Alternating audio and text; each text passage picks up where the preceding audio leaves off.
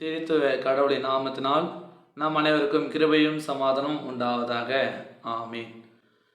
எல்லாருடைய எண்ணம், நான் மட்டுமே கஷ்டப்படுறேன், நான் மட்டுமே வேறு செஞ்சு வேலை செய்கிறேன், நான் மட்டுமே உழைக்கிறேன், எனக்கு உதவி செய்வார் இல்லை, எனக்கு ஒத்தாசை செய்வார் இல்லை என்று சொல்லி கலங்குகிறாங்க.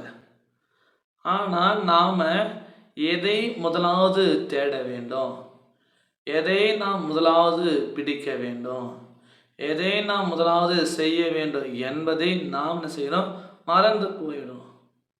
எப்பவுமே எப்பொழுதும் முதலாவது நாம் இயேசுவை பிடித்து கொள்ள வேண்டும். இயேசுவினுடைய வார்த்தையை நாம் தேட வேண்டும். இயேசுவின் வார்த்தையின் பிரகாரமாக நாம் செய்கிற பொழுது எல்லாச்சும் நமக்கு மேன்மை கிடைக்கும் இல்லையா? அதான் நம்ம வேதத்தில் நம்ம பார்க்குறோம். லூக்கா 10வது அதிகாரத்தில் மார்த்தாள் மரியாள், ஏசாண்டவர் இந்த சகோதரியுடைய இல்லத்துக்கு போகிறாரு. அப்போ போன உடனே மார்த்தாள் என்ன செய்கிறா, ஏசாண்டவருக்காக உலக பிரகாரமான உணவுகளுக்காக தேவைகளுக்காக ஆயத்தம் செய்கிறாள். ஆனால் மரியாள் என்ன செய்கிறாள், ஆண்டவருடைய பாதத்தருகில் அமர்ந்து கொண்டு அவருடைய வார்த்தையை கேட்டு கொண்டிருக்கிறாள். அப்போ அந்த மார்த்தாள் என்ன செய்கிறான், நான் மாத்திரமே இங்கே கஷ்டப்படுகிறேன், நான் மட்டுமே இங்கே வேலை செய்கிறேன், ஆனால் மரியாதை என்ன பண்ணுறா, இங்கே சும்மா வந்தா காணுறாளே என்று சொல்லி கேட்குறா. அப்போ ஏசாண்டவர் சொல்கிறாரு, நீ அநேக காரியங்களுக்காக நீ கலங்கி போகிற, அநேக வேலையில் நீ ரொம்ப யோசிக்கிற.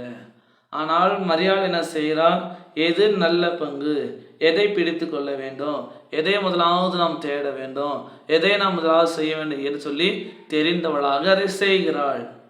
ஆனால் நீ என்ன பண்ணுற, இந்த உலக பிரகாரமான காரியங்களுக்காக நீ கலங்கி போகிற, இந்த உலக பிரகாரமான வேலையை நீ செய்து போகிற. அப்போது இன்றைக்கு அதிகமான பேர் என்ன பண்ணுறாங்க, கடவுளுடைய வார்த்தையை விட்டுறாங்க, ஏசு ஆண்டவரை விட்டுறாங்க, ஜெபிப்பதை விட்டுறாங்க. இடத்த உடனே இந்த உலக பிரகாரமான காரியங்களை செய்யவே மும்முரமாக செயல்படுறாங்க. அதனுடைய மேன்மை என்ன, கஷ்டம்தான், உழைப்பு அதிகமாகுது. ஆனால் நாம் முதல்ல கடவுளை தேடுகிற பொழுது, கடவுளுடைய வார்த்தையை நாம் தேடுகிற பொழுது, ஏசு ஆண்டவரை நாம் நாடுகிற பொழுது, ஜெபம் செய்கிற பொழுது, ஏசு ஆண்டவர் நமக்கு மேன்மையை வெற்றியை தர வல்லவராக இருக்கிறார். நாம் அதிகமாக கஷ்டப்பட்டு வேலை செய்கிறோம், ஆனால் கடவுளை நாம் நம்புகிறோமா, கடவுளை நாம் முதலாவது இடத்தை நாம் தருகிறோமா, கேள்விகள் தான். கடவுளை நம்ம நம்பாமல், கடவுளுக்கு முதலாவது எடுத்து தராமல் நம்ம வேலை செய்கிறதுனால நமக்கு எந்த ஒரு ஒத்தாசையும் வரதில்லை. ஆனால் தாவீது சொல்கிறாரு, வானத்தையும் பூமியை உண்டாக்கின கர்த்தரிடமிருந்து எனக்கு ஒத்தாசை வரும். இயேசு ஆண்டவர் நமக்கு ஒத்தாசையாக இருக்கிறார். இயேசு ஆண்டவர் நமக்கு உதவி செய்கிறார். இயேசு ஆண்டவர் நமக்கு பலத்தை தருகிறார். எனவே நாம் என்ன செய்ய வேண்டும், முதலாவது கடவுளை தேட வேண்டும். இயேசு ஆண்டவரை நாம் தேடுகிற மக்களாக நாம் வாழ வேண்டும். அதை தான் இயேசு ஆண்டவர் சொல்கிறார். லூக்கா 10ஆம் அதிகாரம் 42வது வசனம் இப்படியாக சொல்கிறது, தேவையானது கொஞ்சமே, தேவையானது ஒன்றே, மரியாள் தன்னை விட்டு எடுபடாத நல்ல பங்கை தெரிந்து கொண்டாள் என்றார். அப்போ நம்ம இதில் பார்க்கும் பொழுது மரியாள் என்ன பண்ணுறா, தன்னை விட்டு எடுபடாத, தன்னை விட்டு நீங்காத நல்ல பங்கை, அந்த நல்ல பங்கு யார், இயேசு ஆண்டவர். அந்த இயேசு ஆண்டவரை அவள் செய்தாள், தெரிந்து கொண்டாள், அந்த இயேசு ஆண்டவரை பிடித்து கொண்டாள், அந்த இயேசு ஆண்டவருக்குள்ளாக வாழ்ந்தாள். இன்றைக்கு நாமும் கூட நம்ம வாழ்க்கையில் நாம் முதலாவது கடவுளை தேடுகிற பொழுது, நல்ல பங்காகிய இயேசுவை நாம் தெரிந்து கொள்கிற பொழுது நம்ம வாழ்க்கையில் நமக்கு ஒத்தாசை செய்கிறார், நமக்கு உதவி செய்கிறார்.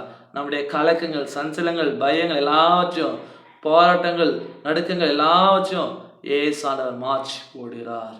நமக்கு உதவி செய்கிறவராக, ஒத்தாசை செய்கிறவராக, நம்மை சமாதானப்படுத்துகிறவராக, நமக்கு நிம்மதியை கொடுக்கிறவராக இருக்கிறார்.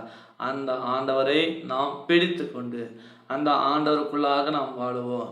மரியாளை போல தன்னை விட்டு எடுபடாத நல்ல பங்காகிய இயேசுவை தெரிந்து கொண்டு அவருக்குள்ளாக நாம் வாழ வளர தூய ஆவியானவர் தாமே நம் அனைவரையும் பலப்படுத்தி வளர்த்தி காப்பாராக. ஆமீன். எல்லா புத்திக்கும் மேலான தெய்வீக சமாதானம் உங்கள் இருதயங்களையும் சிந்தனைகளையும் கிறிஸ்து இயேசுக்குள் காத்துக்கொள்வாராக. ஆமீன். அனைவருக்கும் சோஸ்திரம். கடவுள் உங்களை ஆசீர்வதிப்பாராக. ஆமீன்.